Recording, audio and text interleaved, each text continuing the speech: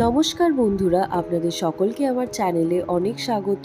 আজকে আপনাদের সঙ্গে শেয়ার করব কিভাবে খুব সহজ পদ্ধতিতে দারুণ স্বাদের পটল পোস্ত বানিয়ে নেওয়া যায়। এটা খুবই সহজ আর সম্পূর্ণ নিরামিষ একটা রেসিপি।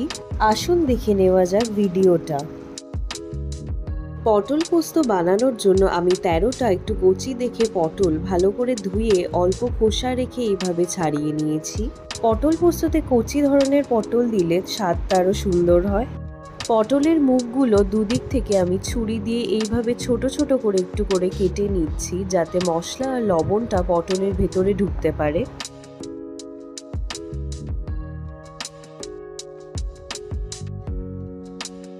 পোস্তর একটা পেস্ট তৈরি করার জন্য একটা গ্রাইন্ডিং জারে নিয়ে নিচ্ছি 2 টেবিল চামচ পোস্ত, 1 টেবিল চামচ সর্ষে, সাদা সর্ষে নিতে হবে, 15টার মতো বড় বড় কাজু বাদাম আর কিছু কিশমিশ,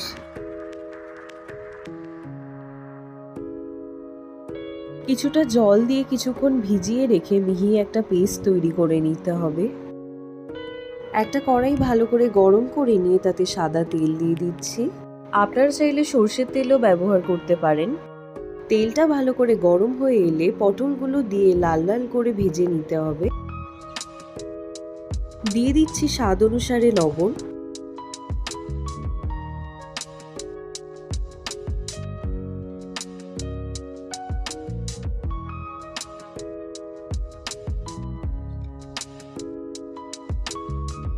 পটলগুলো ভালো করে ভেজে নিয়ে একটা পাত্রে তুলে নিচ্ছি।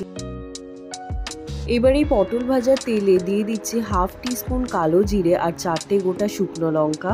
ফোড়নটা 20 সেকেন্ডের মতো তেলে ফ্রাই করে নিয়ে সুন্দর একটা গন্ধ বেরিয়ে এলে পোস্ত বাটা দিয়ে দিতে হবে। পোস্ত বাটাটা দেওয়ার আগে আমি একটু লবণ দিয়ে দিচ্ছি, যাতে গরম তেলে পোস্ত বাটা পড়লে তেলটা না ছিটকায়। পোস্ত বাটাটা দিয়ে আমি 2 মিনিটের মতো লো টু মিডিয়াম ফ্লেমে কষিয়ে নেব।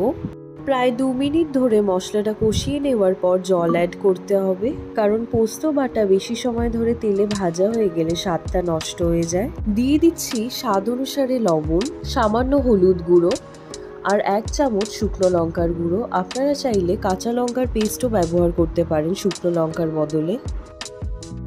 এবার মশলাটা 2 মিনিটের মতো মিডিয়াম ফ্লেমে কষিয়ে নেব।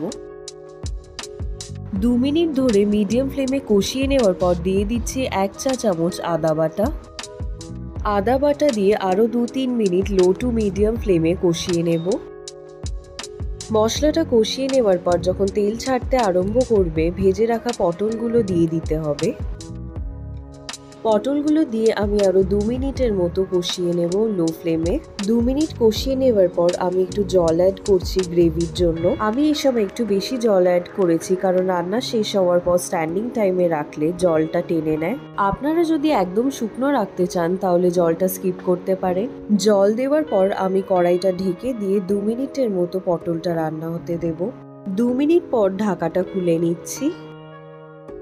এবার এতে দিয়ে দিচ্ছি হাফ টিস্পুন গরম মশলা গুঁড়ো। গরম মশলা গুঁড়ো দেওয়ার পর আমি 2 মিনিট ফুটিয়ে নেব।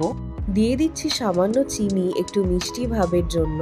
আপনারা চাইলে এটা স্কিপ করতে পারেন, তবে পটল পোস্ত হালকা মিষ্টি ভাব হলে খেতে ভালোই হয়। পটল পোস্ত একদম রেডি। সামান্য ঘি দিয়ে দেব। আপনারা চাইলে ঘিয়ের বদলে কাঁচা সর্ষের তেলও দিতে পারেন। কড়াইটা ঢেকে দিয়ে আমি গ্যাসের ফ্লেমটা অফ করে দেব আর 15 মিনিটের মতো স্ট্যান্ডিং টাইমে রেখে দেব সার্ভ করার আগে।